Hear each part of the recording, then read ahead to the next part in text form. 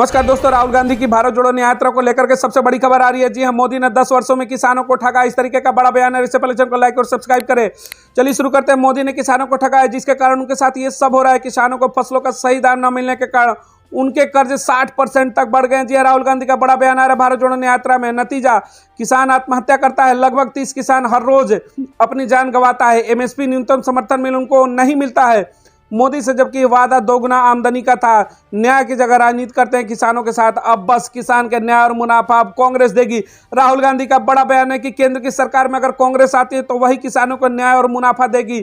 Bharatiya Janata party के बस की बात नहीं है किसानों का न्याय देना। एमएसपी के ऊपर घेरते हुए राहुल गांधी ने कहा कि सरकारें सिर्फ वादा करती है दोगुना आय करने का, लेकिन अब तक नरेंद्र मोदी की सरकार ने किसानों को सिर्फ और सिर्फ छलने का काम किया है। वहीं दूसरे बड़ा बयान आ रहा है राहुल गांधी का भारत जोड़ो न्याय यात्रा में। गुजरात सरकार ने मोदी की जाति को ओबीसी में बदल दिया। जी हां, मोदी की जात पर फिर से राहुल गांधी हमलावर दिखे। राहुल गांधी ने जनता के सामने खुलासा किया कि नरेंद्र मोदी पिछड़ी जाति में पैदा नहीं हुए। गुजरात सरकार ने उनकी जाति को ओबीसी में बदल दिया। ये अनहोनी कहां क्यों? उनको एससी, एसटी और ओबीसी वर्ग के खिलाफ लोगों के बढ़ते अन्याय को देखकर अच्छा नहीं लगता, और ये उनकी आदत है कि वो अपने भाई कितना भी मेहनत कर ले, सेना या कोल इंडिया में सबसे बड़े पदों पर नहीं जा सकते। जी हां, बड़े पदों पर जिस तरीके से देश में ओबीसी, एससी, एसटी के लोगों की कम भागीदारी, उसको लेकर के राहुल गांधी ने भागीदारी के ऊपर भी सवाल उठाया। वहीं भारत जोड़ो न्याय यात्रा में राहुल गांधी ने तीसरा सबसे बड़ा मुद्दा उठाया, ये भागीदारी न्याय की लड़ाई है।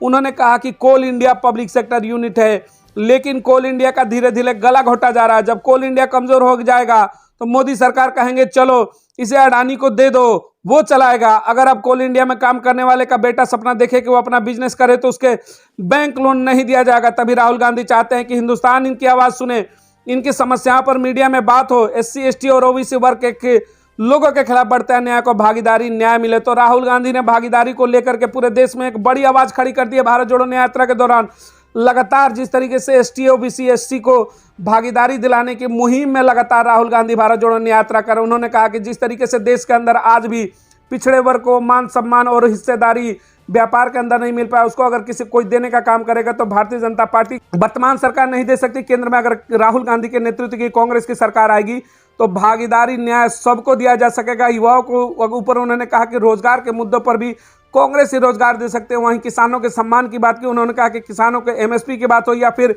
किसानों का न्याय और मुनाफा दुगना करने की बात कांग्रेस ही सिर्फ कर सकती है। महिला सुरक्षा के ऊपर उन्होंने कहा कि महिलाओं की सुरक्षा सिर्फ और सिर्फ केंद्र में तभी होगी जब केंद्र में अगर कांग्रेस की सरकार आती है।